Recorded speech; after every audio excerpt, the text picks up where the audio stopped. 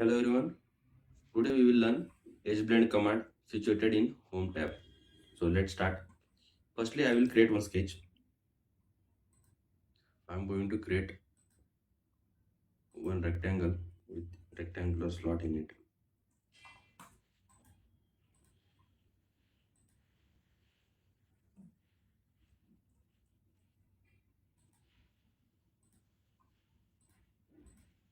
I am going to extrude it for near about 30 to 35 mm. Okay. See, there are two types of radiuses in any object.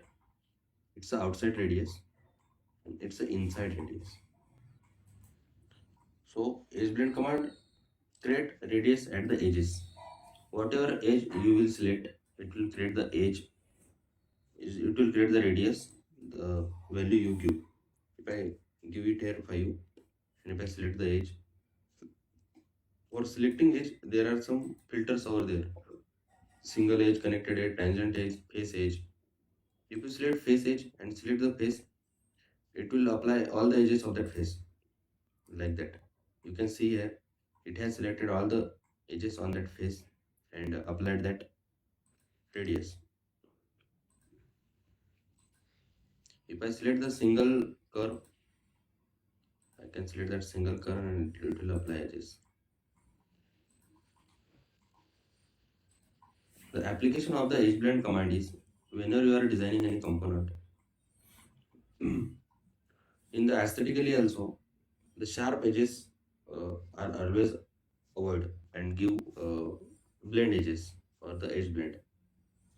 Or in manufacturing point of view, if you are going to give this part for milling, then there will be some tool radius.